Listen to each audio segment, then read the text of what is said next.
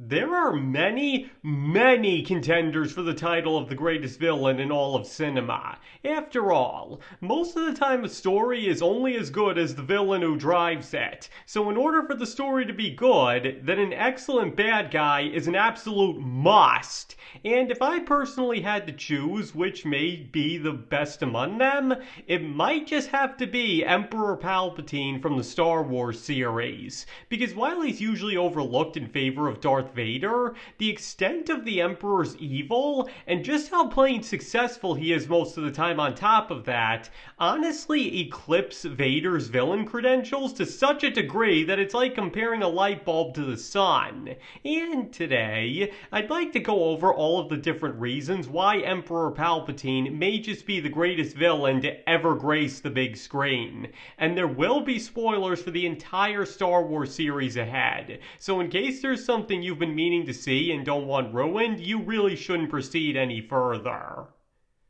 Okay, so just to be crystal clear here, for the purposes of this video, I will only be referring to George Lucas' Star Wars, or the original 6 movies made by him, both because that way the character remains under a single person's vision and is therefore very consistent, and his inclusion in the sequels makes things too confusing and not to mention makes him look like a bit of an idiot. But speaking of that, one of the most notable things about Emperor Palpatine that makes him such a great villain is that he's incredibly smart. Now, I already dissected why his plan to take over the galaxy in the prequel trilogy was absolutely genius in another video, which you can find a link in the description to. So to keep it short, the future Emperor created friction and conflict in the galaxy where there was none, waged war on himself, made the people turn against the Jedi, then wiped them out before they ever saw it coming, took the Chosen One, the biggest threat to his plans, and turned him into his personal henchman,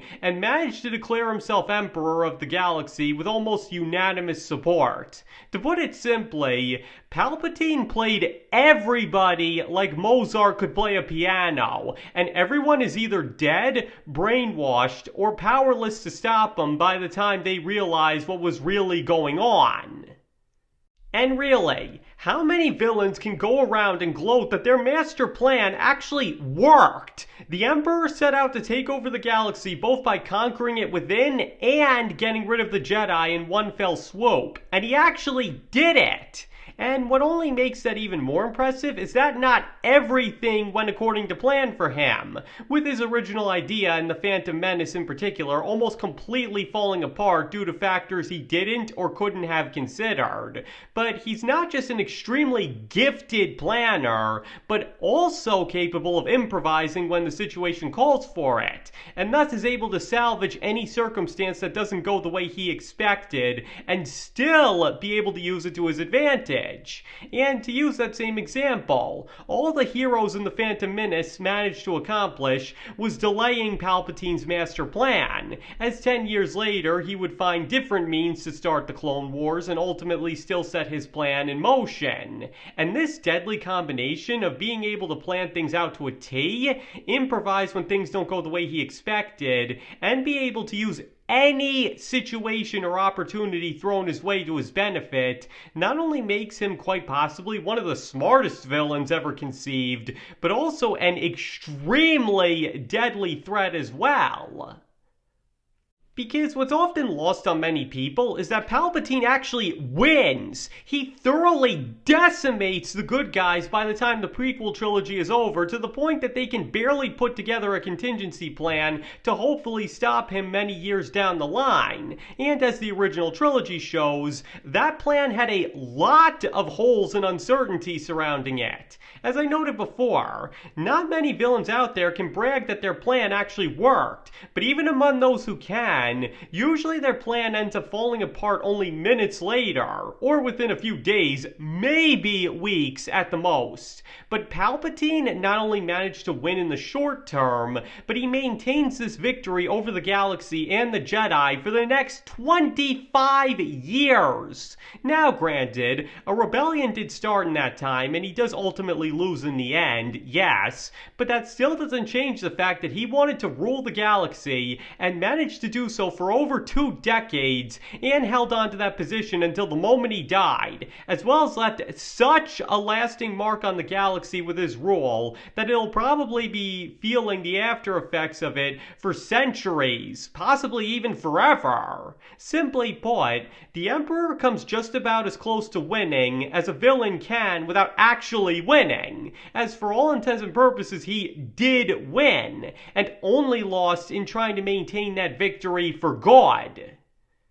To put it simply, at no point is Star Wars ever about actually trying to stop the Emperor directly, because he spends the entire prequel trilogy hiding in plain sight, and by the time anybody realizes that he's behind everything, it's already too late to stop him. And once the original trilogy rolls around, he's already ruled the galaxy for so long that he's begun to plunge it into ruin to the point that many start rising up to try and take him down. But again, he remains so firmly in his position of power that they can't get close enough to stop him. And there's no fixing all the damage he's already caused. So as a result, the original Star Wars movies are much more about trying to pick up the pieces of what he's already done and salvage what he's destroyed however they can, because that's how absolute his takeover of the galaxy really was. And once again, how many other villains can honestly say won to such a degree?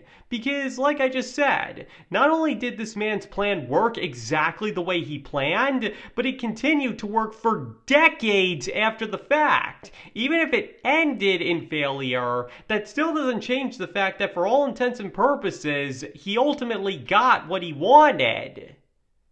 And that's another thing that puts Palpatine in a class all by himself, because even apart from his extreme intelligence, he's also an insanely powerful threat, as I noted before. Even when it was just the original trilogy and nothing else, the sheer menace this man gives off, as well as Yoda, of all people, warning Luke not to underestimate him, is more than enough to let the viewer know that he's basically evil incarnate. And there's also the fact that he not only has Vader on a leash, but is able to order him around like a handyman, only reinforces the extent of his power. And that's all before he starts shooting lightning out of his hands. But then, once the prequel trilogy rolls around, that's when his threat level is firmly established. Because unlike most villains, who may talk a big game but don't actually do much, or at the most kill a couple of people, the Emperor does not mess around, as he doesn't hesitate to plunge the whole galaxy into chaos, ruin countless lives and end just as many, and destroy untold amounts of valuable resources also he can be Emperor. As I just said, this is a man that's not to be messed with, and he has the body count to prove it, being comparable to only the worst, most bloodthirsty dictators in history, and he may even exceed them at that. But he's not just threatening in that he won't hesitate to kill or destroy anybody for any reason that he wants, with countless examples to back it up, but also in his abilities to manipulate people. Because, as I got more into in the aforementioned video, that was the crux of his whole plan, to not only play chess against all of his enemies, but himself as well, and be able to trick everybody into moving where he wanted them to in order to ensure his victory. And once again, he actually did just that. There wasn't a single facet of his plan that didn't go off without a hitch in the end, and it was all because he was basically the perfect actor, to the point that not even the Jedi could sense the dark side in him. But his manipulation of Anakin deserves special mention. Recognizing him as the chosen one and his importance where the Jedi ultimately do not, he makes sure to become close to him, fill in the father figure role that the Jedi refused to, and arrange for him to become close to the woman that he knew he had feelings for, also that he can use his attachment to her against him later on, as well as use his own proximity to him to alienate him from the Jedi by subtly pumping poisonous thoughts into his head, ensuring that when the crucial moment came, Anakin would choose him over the Jedi. To put it simply, Palpatine uses all the classical tactics of any good abuser, putting on a facade of compassion and understanding, all the while trying to drive a wedge between his victim and anybody who can help him so that he becomes totally dependent on him, allowing him at that point to do anything he wants because now he thinks he's the only person he has left. And with a little help from the dark side, as well as a maiming from Obi-Wan, he manages to accomplish this to an even greater extent than any real-life person can. His only problem was that, just like most abusers out there, he ends up becoming so complacent that it never occurs to him that his victim might end up seeing him for who he actually is and turn on him, which is exactly what Vader eventually does. And speaking of that, another thing that puts Palpatine over most other villains, at least at first, is his understanding of human nature. Because while most classic bad guys are portrayed as being so evil that they can't understand the good in people, and that's why they ultimately end up losing, the Emperor himself doesn't do that. Even if he himself has no capacity for love or compassion and may just be the most evil man to have ever lived, he still understands that other people do feel these things and takes them into consideration, even sometimes factoring them into his plans. And an excellent example of that would be something I already mentioned, that he ultimately uses love against Anakin, rather than offering him power for power's sake. He understands that Anakin wants to do good and feels strong emotions towards certain people, and uses those things to get him on his side. And again, that makes him especially deadly because it not only reinforces that he's really smart, but capable of understanding concepts that he himself can't experience to such a degree that he's able to use them against others at that.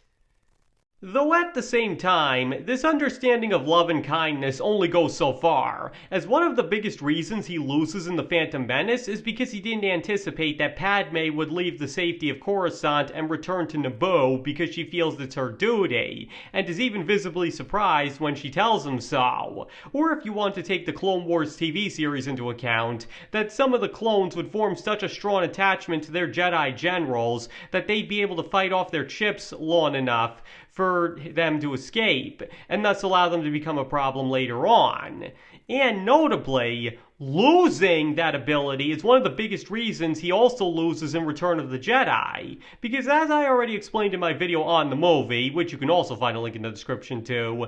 Palpatine had become so consumed by the dark side, and that coupled with taking over the galaxy without a hitch, caused him to become so confident in himself that he was no longer careful. He doesn't consider that Luke is completely different than Anakin, and thus the same manipulation tactics might not work on him, and is so dismissive of Luke's loyalty to his friends that he's convinced that all it'll take to turn Luke is simply to blow them up, and also fails to consider that maybe killing Anakin's son right in front of him is a bad idea, especially since his love for his family was why he turned in the first place, and that's an emotion the dark side is notoriously powerless against. To put it simply, Luke nailed it when he said that Palpatine's weakness was overconfidence, to the point that he himself doesn't even deny it. But his other problem was that he lost the ability to understand the good side of people, and it costs him dearly. Because one can't help but notice that it's Vader, not the Emperor, who comes up with the idea of using Luke's loyalty against him, not unlike what Palpatine did to Anakin with Padme years before.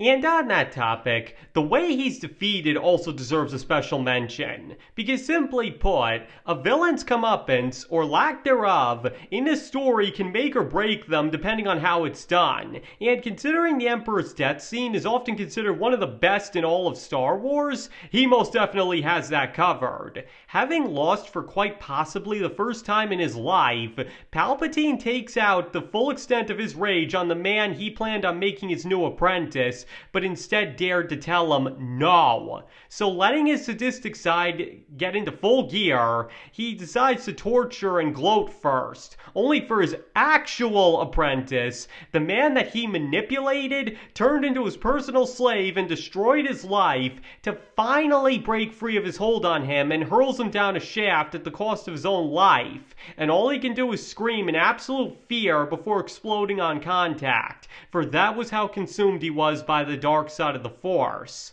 Now, it may be pretty quick and relatively painless for quite possibly the most evil man in existence, both inside and outside of Star Wars, but it's still a very poetic and epic way for him to go nonetheless, as he still has plenty of time to grasp the full reality of the fact that he lost and is going to die before it happens, which he most definitely deserved.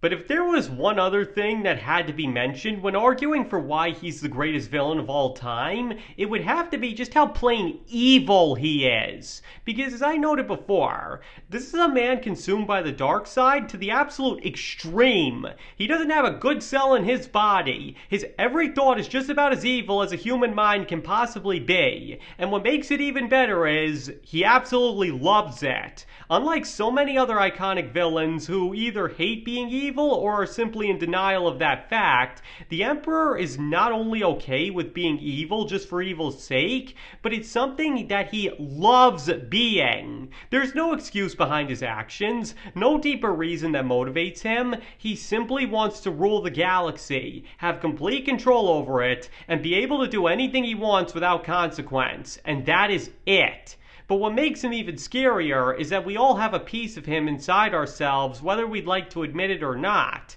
In the darkest recesses of every person's psyche, everybody would secretly like to rule everything and be able to do whatever they wanted. But thankfully most people are good enough to repress those urges and allow more compassionate thoughts to take their place, which is a very good thing, as Palpatine is the ultimate culmination of those desires without any inhibitions whatsoever, and the results are nothing short of terrifying.